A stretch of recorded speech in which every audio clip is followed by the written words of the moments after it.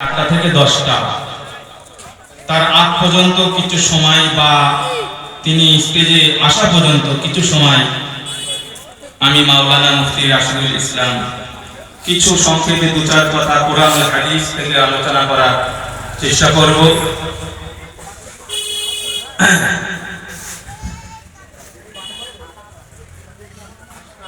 আপনারা যে যেখানে আছেন ভাইয়েরা, বাবাজিরা, মুসল্লি কিরাম, আমাদের এই ধর্মীয় অনুষ্ঠানে মজলিসে মিলাদুন নবী মাহফিলে আমরা উক্ত স্থানে বসে যাই, কারণ সময়ের কথা বলা হয়েছে আল ওয়াক্তু আযহাবু মিনাজ যাহাব, মানে হচ্ছে সময় সোনার থেকে অনেক মূল্যবান, দামি, অনেক মূল্যবান, সোনার থেকেও স্বর্ণের থেকেও অনেক দামি। কাল কিয়ামতের মহাময়দানে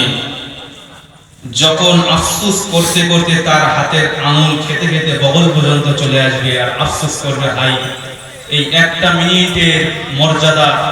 মূল্য তখন মূল্যায়ন করবে যে একটা মিনিট, একটা সেকেন্ড, একটা ঘন্টা, একটা দিন, একটা বছর, একটা মুহূর্ত তার কতটা মূল্য তখন মূল্যায়ন করবে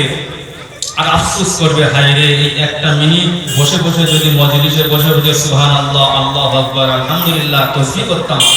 তাহলে নেকির পাল্লা আমার ভারী হয়ে যেত, গুনার পাল্লা ভারী হতো না, নেকির পাল্লা ভারী হয়ে যেত।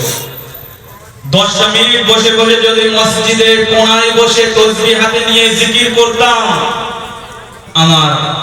নামায় আমলটা ভারী হয়ে যেত, পাল্লাটা ভারী হয়ে যেত, মিজানটা ভারী হয়ে যেত।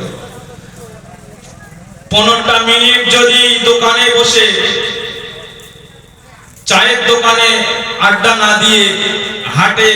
ঘাটে মাঠে বাজারে অপচয় না করে বন্ধু বান্ধবের সাথে যদি আড্ডা না দিয়ে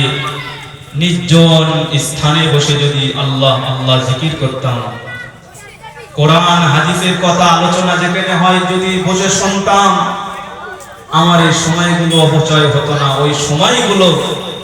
মধ্যে যতগুলো নেকি হতো আমার পাল্লাটা কিছুটা হলেও ভারী হতো।